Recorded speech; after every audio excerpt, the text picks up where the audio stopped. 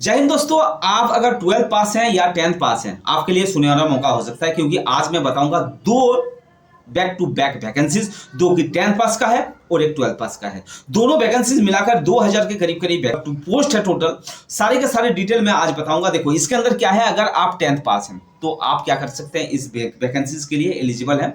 आप अगर 12th पास हैं लेकिन साइंस साइड से हैं तो आप क्या करेंगे, एलिजिबल हैं। और ये जो साइंस साइड वाला जो वैकेंसीज है ना, ये आपके लिए पक्का हो सकता है। क्यों? क्योंकि साइंस साइड से काफी सारे कम बच्चे वो क्या करते हैं, साइड से होते हैं। क्योंकि वो क्या करते हैं, साइंस साइड से पढ़ने के बाद क्या होगा, वो नीट या जेई मेंस का तैयारी करने लग जाते हैं। ठीक है, तो आपके लिए ये सुनहरा मौका हो सकता है। और ये दोनों जो वैकेंसीज है ना, ये सिर्फ क्या करना है, वन एग्जाम देना है, सिर्फ एक एग्जाम देना है आपको और आपको नौकरी पाना है। ठीक है ना। और उसके अंदर क्या है, सिर्फ क्वालिफाइंग मार्क चाहिए, यानी 35% अगर आप नंबर ले आते हैं तो आपका क्या हो जाएगा, सिलेक्शन हो सकता है। ठीक है ना। तो चलो विस्तार के साथ हम लोग एक एक करके बात करेंगे। ठीक है, वीडियो कैसा लगेगा आप कमेंट बॉक्स में लिख कर जरूर भेजिएगा। और आप इस वीडियो को कहां से देख रहे हैं, ये कमेंट बॉक्स में जरूर लिखने का। पहली बार अगर हमारे चैनल में आए हैं तो चैनल को सब्सक्राइब करना ना भूलिएगा। ठीक है ना। पूरा का पूरा मैं डिटेल दूंगा। ठीक है ना। सबसे पहले हम लोग बात करेंगे कि 12th लेवल का जो वैकेंसीज है, देखो ये 12th लेवल का वैकेंसीज है सिर्फ और सिर्फ मेल कैंडिडेट के लिए है।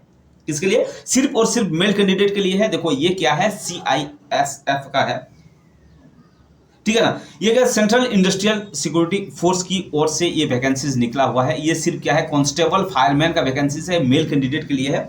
इसका जो रिक्रूटमेंट है 2024 में निकला हुआ है वैकेंसी। सारे के सारे इसका क्या है, पूरा का फुल डिटेल हम लोग क्या करेंगे, बात करेंगे। देखो सबसे पहले इसका शॉर्ट डिटेल हम लोग देख लेते हैं। शॉर्ट डिटेल में क्या है, देखो ये जो रिक्रूटमेंट न्यूज है ये क्या है, CISF की ओर से ये वैकेंसी है ना। उसके बाद क्या है, ये पोस्ट का जो नाम है वो क्या है, वो कांस्टेबल फायरमैन का है। इसके अंदर वर्दी वर्दी सब कुछ मिलेगा। आप जस्ट एक पुलिस की तरह इसके अंदर काम करेंगे। ठीक है ना। उसके बाद इसके अंदर टोटल जो पोस्ट निकला हुआ है ना, वो कितना निकला हुआ है, वो निकला हुआ है 1130 पोस्ट। अपने आप में काफी ज्यादा है। ठीक है ना। 1130 पोस्ट है और इसका अप्लाई डेट जो है ना, वो अभी चालू है। ठीक है ना। ये क्या है, 30 सितंबर तक इसका अप्लाई डेट अभी चालू है। ठीक है ना। आप इसको क्या कर सकते हैं, ये 31 अगस्त इसका स्टार्टिंग डेट था और लास्ट डेट जो था वो 30 सितंबर था। लेकिन आप इसको भर सकते हैं, अभी आपके पास है, अगर आप एलिजिबल हैं तो। पूरा का पूरा वीडियो देखो, आप क्या करेंगे, इसके अंदर आपको पता चल जाएगा कि आप एलिजिबल हैं कि नहीं है। क्योंकि इसके अंदर क्या है, इसके अंदर जो एग्जाम होगा ना, उसके अंदर सिर्फ और सिर्फ क्वालिफाई मार्क्स मांगा हुआ है कि आप अगर 35% अगर जनरल में है 35% नंबर लाएंगे तो आपका सिलेक्शन हो जाएगा, या तो 30% लाएंगे ST SC के लिए तो इस क्या हो जाएगा, आपका सिलेक्शन पक्का हो जाएगा। अच्छा, एज लिमिट इसके अंदर रखा गया है कितना, 18 से लेकर 23 साल तक एज लिमिट रखा गया है। लेकिन इसके अंदर रिलैक्सेशन मिलेगा, किसको किसको मिलेगा, जो इसके अंदर एलिजिबल है। ठीक है ना। उसको क्या करेगा, इसके अंदर एलिजिबल है तो उसको आपको क्या करेगा, रिलैक्सेशन मिलेगा। फीस जो एप्लीकेशन फीस जो रखा गया है वो रखा गया है, देखो जनरल OBC और EWS के लिए 100 रुपया, ST SC और फीमेल ST SC के लिए क्या है, 0 है, क्योंकि फीमेल के लिए है नहीं। ठीक है ना। अच्छा, अब सैलरी स्ट्रक्चर आप देख सकते हैं। सैलरी स्ट्रक्चर क्या है, 21,700 से लेकर 70,000 तक इसका सैलरी जाता है। एजुकेशन क्वालिफिकेशन क्या है, 12th pass with science side.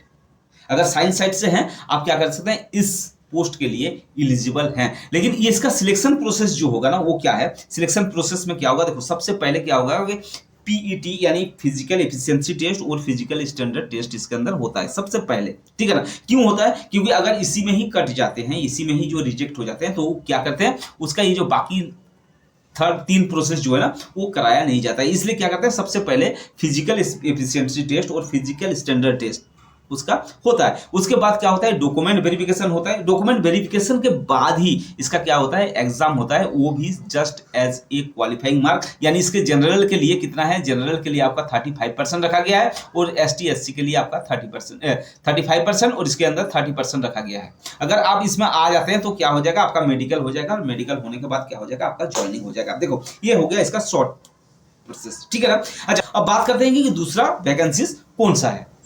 अब दूसरा जो मोस्ट इंपॉर्टेंट वैकेंसीज है, इसका अप्लाई डेट कब से है, क्या क्या इसके अंदर रिक्वायरमेंट है, सारे विस्तार से बात करेंगे। पूरा का पूरा वीडियो देखना है। ठीक है। ये 10th लेवल का ये वैकेंसीज है। कितना लेवल का, 10th लेवल का। इसके अंदर भी सिर्फ मेल कैंडिडेट के लिए है, यानी ये जो वीडियो है ना, ये सिर्फ मेल कैंडिडेट के लिए बना हुआ है। ठीक है। ये क्या है, ITBP यानी Indo Tibetan border police force की ओर से ये वैकेंसीज है। किसका वैकेंसीज है, कांस्टेबल ड्राइवर का। सुनना, इसके अंदर क्या क्या चाहिए ये भी मैं बताऊंगा। ठीक है ना। ये क्या है, वैकेंसीज बड़ी मस्त वैकेंसीज है। इसके अंदर क्या है, सिर्फ 10th पास, कोई भी कोई भी, ठीक है ना, कोई भी आप बोर्ड से हैं तो कोई दिक्कत नहीं है, आप इसके अंदर एलिजिबल हैं। देखो इसके अंदर क्या है, शॉर्ट डिटेल में ये है कि इसका ये मिनिस्ट्री ऑफ होम अफेयर्स की ओर से ये वैकेंसीज निकला हुआ है। अच्छा, पोस्ट का नाम जो होगा ना वो क्या होगा, कांस्टेबल और ड्राइवर, ठीक है ना, कांस्टेबल ड्राइवर, यानी कांस्टेबल है लेकिन ड्राइवर का इसका पोस्ट निकला हुआ है। टोटल जो वैकेंसीज निकला हुआ है ना वो कितना निकला हुआ है, 545 पोस्ट है। कितना है, 545 पोस्ट। और एप्लीकेशन फी डेट जो है वो क्या है, 8 अक्टूबर से चालू होगा। अभी इसका नहीं है, आने वाला है, 8 अक्टूबर से चालू होगा। लेकिन अपने आपको माइंड में आपको क्या करना है, ये फिट कर लेना है कि मुझे इस पोस्ट के लिए अप्लाई करना है, ठीक है ना। तो आप क्या कीजिए, पूरा का पूरा एलिजिबिलिटी देख लीजिए, तभी जाकर आप क्या करेंगे, अप्लाई करेंगे या नहीं करेंगे आप देख सकते हैं। अगर आप अप्लाई नहीं भी कर सकते हैं तो क्या कीजिए, आपके जो फ्रेंड सर्कल है, आपका दोस्त है, आपका रिश्तेदार है, इनके अंदर जो एलिजिबल है ना उनको आप बोलिए इस पोस्ट को भरने के लिए, ठीक है ना। अब इसमें क्या है, एज लिमिट जो रखा गया है ना वो क्या लिखा गया, 18 से लेकर कितना है, 27 साल रखा गया है। 18 से लेकर 27 साल रखा हुआ है, ये बिटवीन वाला इसको छोड़ दीजिए, गलत है।